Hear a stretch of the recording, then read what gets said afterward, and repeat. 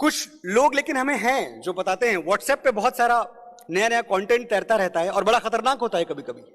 मैंने व्हाट्सएप पे ये कंटेंट देखा है कि देखिए जो जल संरक्षण की बात की जाती है ना, ये सिर्फ पॉलिटिकली मोटिवेटेड एजेंडा है, कोई इसमें सच नहीं है, जरूरत नहीं है, क्योंकि इस धरती पे 75% तो पानी है, तो फिर आपको जल संरक्षित करने की जरूरत क्या है जब 75% वाटर ऑलरेडी है।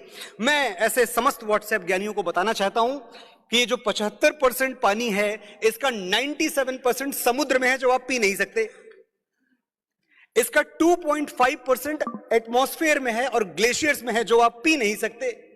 तो आपके लिए बचा कितना? सिर्फ 0.5%। पूरे संसार का जीवन चलाने के लिए सिर्फ 0.5% वाटर है। और इससे पता चलता है कि हम कितनी गंभीर जल समस्या से जूझ सकते हैं अगर हम जागे नहीं, अगर हमने जल संरक्षण की जो मुहिम है इसको बल नहीं दिया, ये काम शुरू नहीं किया, अभी इसी वक्त शुरू नहीं किया। सोचें आप कि कुछ तो मोल होगा जल का, कि 3 दिनों तक भगवान श्री राम बैठ के समुद्र की आराधना करते रहे, कुछ तो मोल होगा। हमें बहुत सस्ते में मिल गया है तो शायद हम वो वैल्यू नहीं कर पाते, हम वो कीमत नहीं लगा पाते, लेकिन अगर भगवान श्री राम समुद्र के आगे झुके, हमारे मर्यादा पुरुषोत्तम, तो जाहिर सी बात है कुछ तो मोल रहा होगा।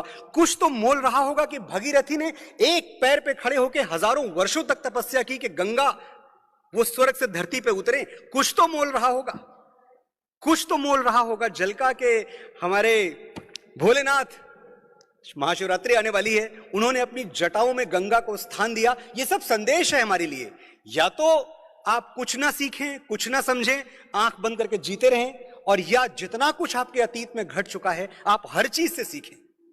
तो मुझे लगता है कि यहां जो लोग बैठे हुए हैं ये हर चीज से सीखते हैं, और आप ये सारे जो दिव्य और अलौकिक पुरुष और जो महिलाएं हुई हैं भारतवर्ष की धरती पे, इनके जीवन से सीखेंगे तो आप पाएंगे कि हर किसी का रिश्ता कहीं ना कहीं इस बात से जरूर रहा है कि जितना पानी बचा पाए बचा लिया जाए।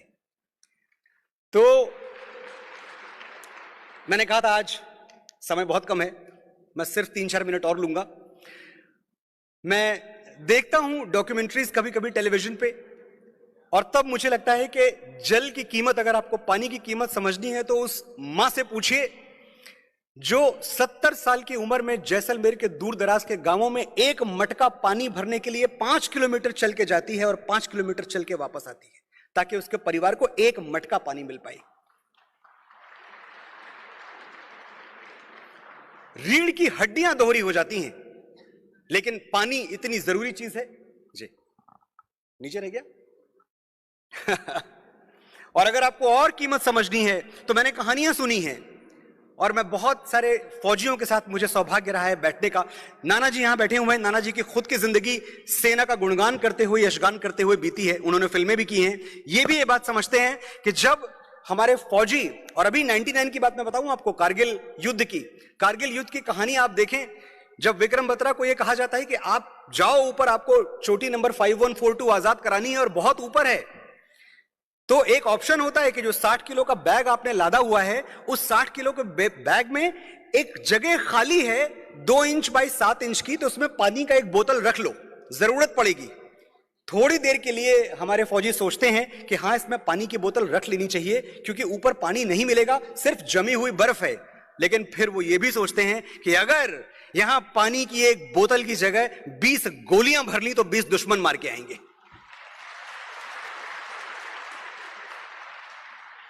तो वो पानी की बोतल निकाल के रख देते हैं और उसी जगह पे 20 गोलियां भर लेते हैं। और ये वो रणबांकुरे, ये वो ज्याले हैं जो कारगिल की चोटियों पे जाके ग्लेशियर से टपकता हुआ पानी पी के दुश्मन के खेमों में आग लगा के आ गए।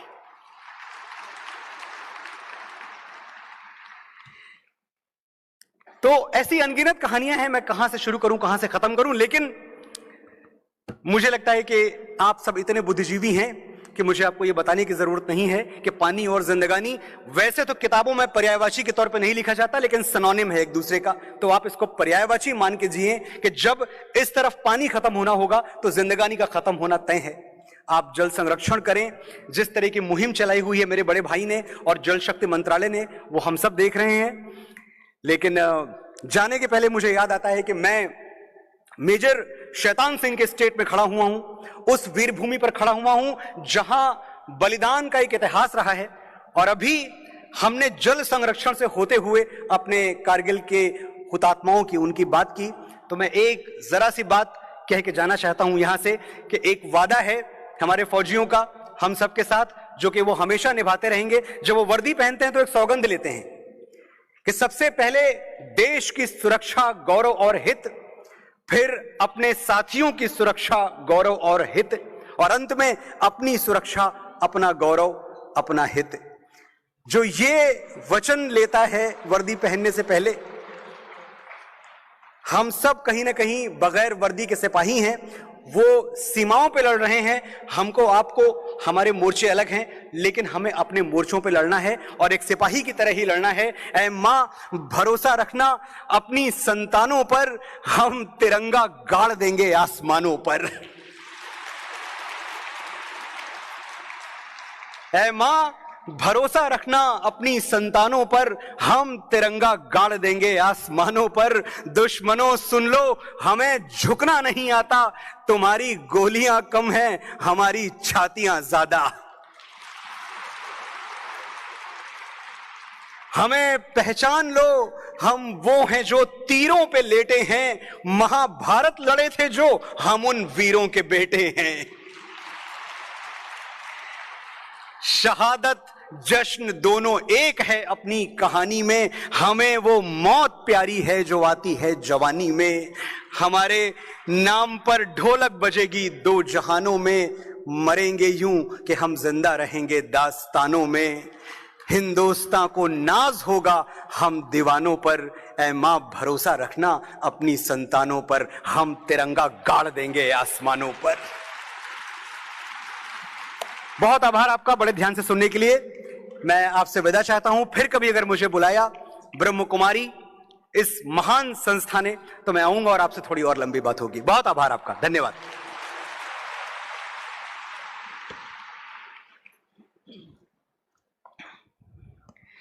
बहुत बहुत शुक्रिया मनोज शुक्ला जी। हम आपकी वाणी से ही समझ सकते हैं कि आपके अंदर कितनी गहराई, कितना प्यार और कितनी आपने अपने शब्दों के द्वारा प्रेरणा दी।